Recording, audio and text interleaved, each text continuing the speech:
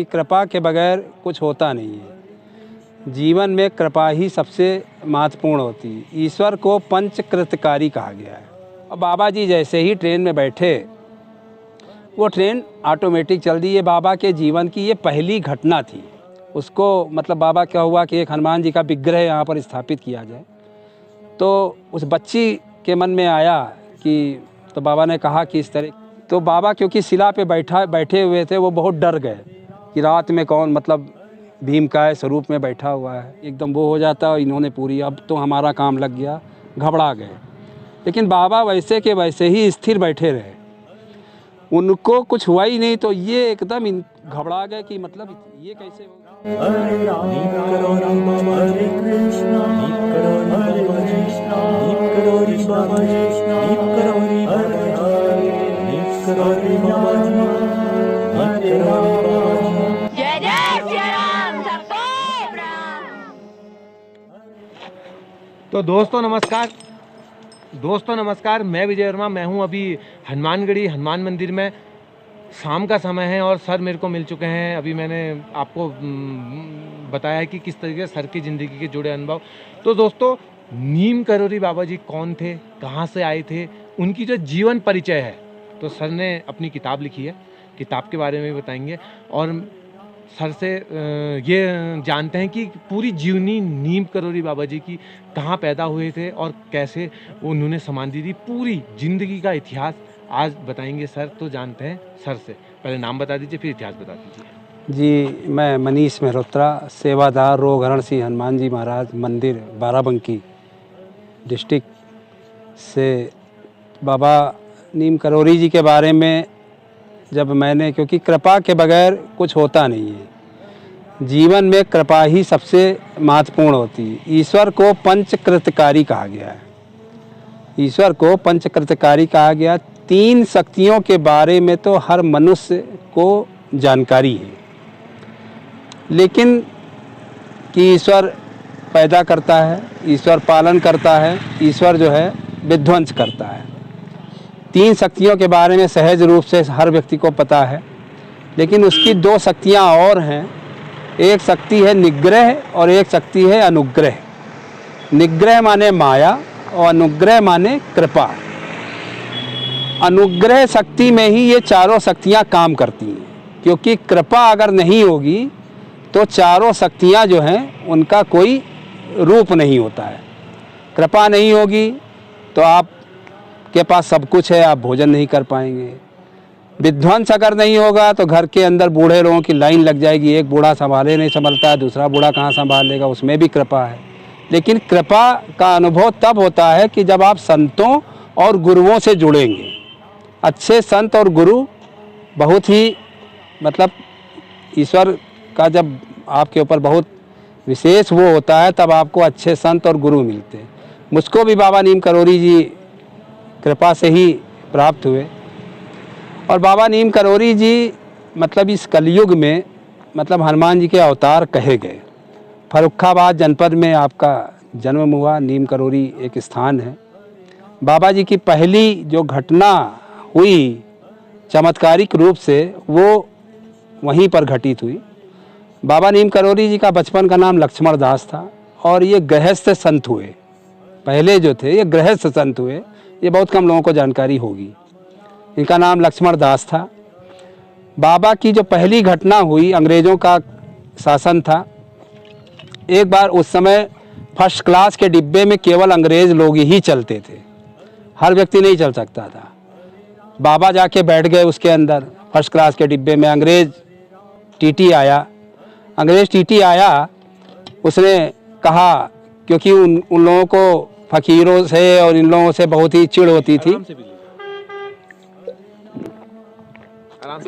थी फ़कीरों और इन लोगों से, हिंदुस्तानी लोगों से। तो उसने बाबा को धक्का देके ट्रेन से उतार दिया।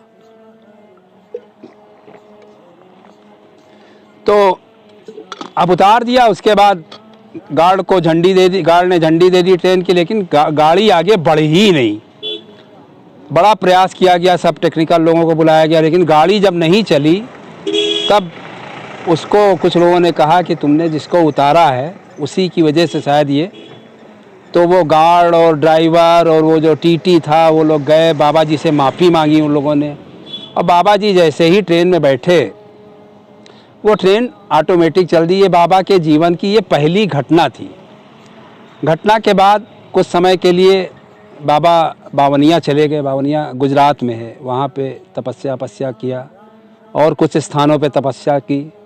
धीरे धीरे इनके जो चमत्कार थे और वो था, उसके बारे में लोगों ने धीरे धीरे सुना। घर परिवार बाबा ने छोड़ दिया।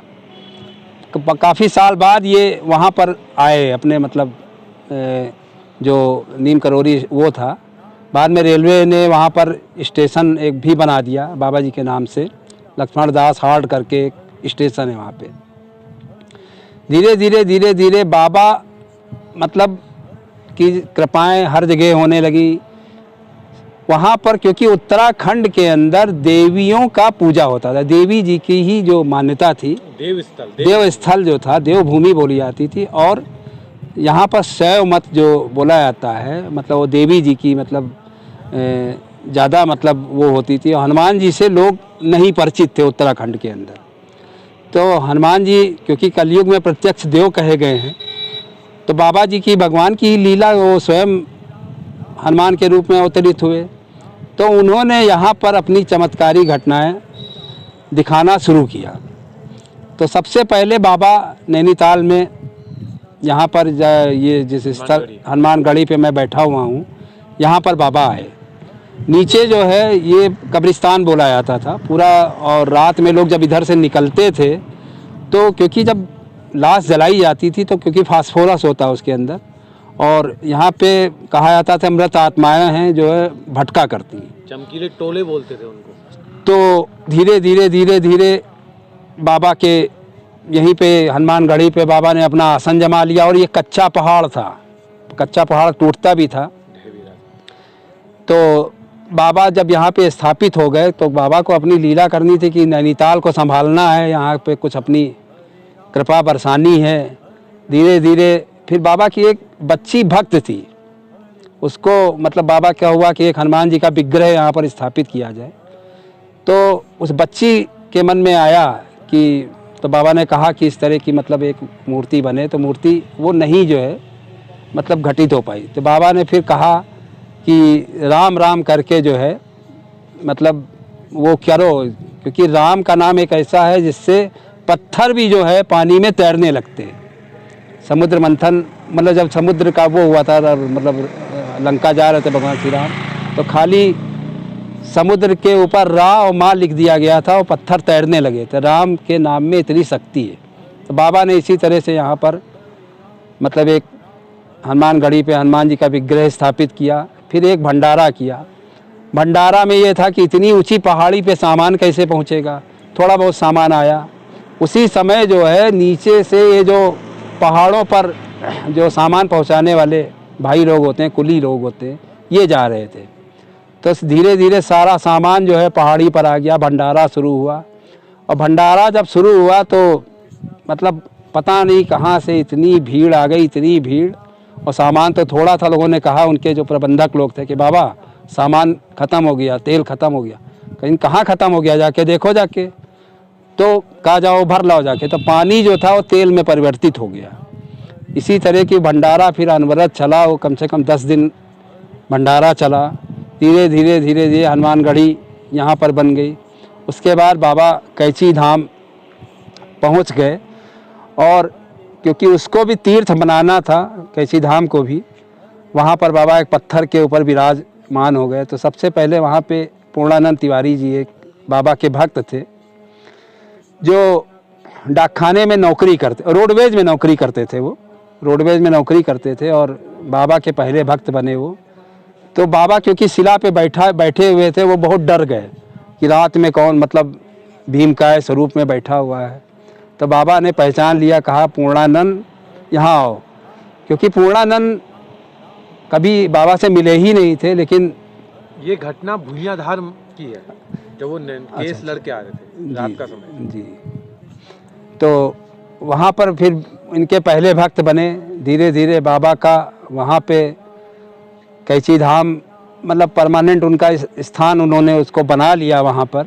धीरे धीरे आज देखिए 15 जून को हनुमान जी का विग्रह स्थापित हुआ। 15 जून को इतना विशाल भंडारा होता है कि 10 किलोमीटर तक का जो है वहाँ पे लाइन लगती है। और धीरे धीरे बाबा की प्रसिद्धि विश्व प्रसिद्ध हो गए।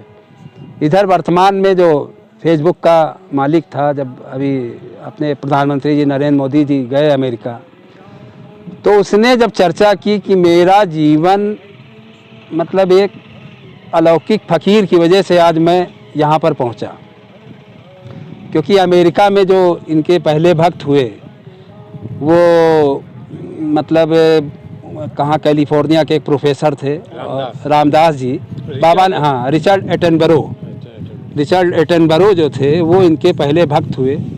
और वो LSD बहुत मतलब नशा बहुत ज़्यादा करते थे, तो इसी के प्रोफेसर भी थे वो। तो वो जब यहाँ पर आए थे, नैनीताल घूमने आए थे, पता चला वहाँ पहुँच गए तो बाबा को उन्होंने अपनी मतलब बाबा, क्योंकि उनको भक्त बनाना था। देखिए ईश्वर जो होता है किसी न किसी को माध्यम बना के ही अपने कार्यों को कराता है। तो बाबा ने इनको जो है, क्योंकि वो हिप्पी संस्कृति उस समय चल रही थी और ये नशा बहुत करते थे, LSD, तो बाबा ने कहा एक दिन इनसे कहा कि लाओ क्या खा रहे हो, तो बाबा को इन्होंने एक गोली दे दिया। तो कहा एक गोली में क्या हो रही, तो उनके पास जितनी मुट्ठी भर गोली थी तो वो एकदम घबरा गए रिचर्ड एटनबरो कि भैया एक गोली में तो आदमी एकदम वो हो जाता है, इन्होंने पूरी, अब तो हमारा काम लग गया, घबरा गए। लेकिन बाबा वैसे के वैसे ही स्थिर बैठे रहे, उनको कुछ हुआ ही नहीं। तो ये एकदम घबरा गए कि मतलब ये कैसे हो गया। तो इनको बड़ा आश्चर्य हुआ। उसी दिन से इन्होंने नशा छोड़ दिया और इन्होंने रामदास मेरे खिलाफ लव पुस्तक इन्होंने ही लिखी और अमेरिका में प्रचार किया। धीरे धीरे अमेरिका मतलब विदेशी लोग यही जो स्वामी रामदास हुए, इन्हीं की बदौलत जो है लोगों ने बाबा को जाना। अभी वर्तमान में बाबा की प्रसिद्धि, इस बार प्रसिद्धि तो थी ही बाबा की पूरे मतलब वर्ल्ड में थी, लेकिन इधर वर्तमान में जब प्रधानमंत्री जी जुकरबर्ग फेसबुक के मुख्यालय गए और जुकरबर्ग ने जब यहाँ की चर्चा की कि मेरा जीवन भी जो है बाबा नीम करोली जी की ही बदौलत जो है मतलब बदला, तो कैची धाम और बाबा नीम करोली और जो भी बाबा के स्थल हैं वो सब चमत्कारी ही हैं और ईश्वर जो है भाव से ही मिलता है। तो कृपा बहुत बड़ी चीज़ होती है, कृपा से ही सारी चीज़ें मिलती हैं। इसलिए जीवन में अगर आप कुछ नहीं प्राप्त करते हैं, रुपया पैसा तो आप जीवन में ये एक बार समाप्त हो जाने वाली चीज़ है। रुपया पैसा आवश्यक है, लेकिन कृपा उससे ज़्यादा है कि अगर आपके ऊपर कृपा होगी तो आपके सारे कार्य होते रहेंगे, आपको पता ही नहीं चलेगा कि कौन कर रहा है। जीवन में हमेशा अपने को मतलब सेवक मानो, दास मानो। बाबा ने भी कहा है कि अपने, कहते भी थे मैं कहाँ कर रहा हूँ, कभी अपना श्रेय बाबा ने नहीं लिया कि मैं ये काम कर रहा हूँ। वो तो ये कहते थे कि बस हो गया। तो व्यक्ति को जीवन में कभी अपना श्रेय नहीं लेना चाहिए, क्योंकि कोई भी घटना होती है, कोई भी कार्य होता है तो ये सब ईश्वर की मर्जी से होता है और संतों के आशीर्वाद से होता है। तो आप लोग भी एक बार बाबा नीम करोली जी के दर्शन करिए और रंगीला भैया जिस तरह से कार्य कर रहे हैं, इनके ऊपर कृपा बरसती रहे बाबा नीम करोली जी महाराज की, और जीवन में बहुत तरक्की। हाँ, तो वो एकदम से घबरा गए कि यार हमने तो इनको लॉकअप में बंद कर रखा था, तो और ये बाहर कैसे घूम रहे हैं। दूसरे दिन फिर वो दरोगा जी जब अपनी ड्यूटी पर आए तो हनुमान सेतु मंदिर में बहुत दिन वो रहे लखनऊ के अंदर।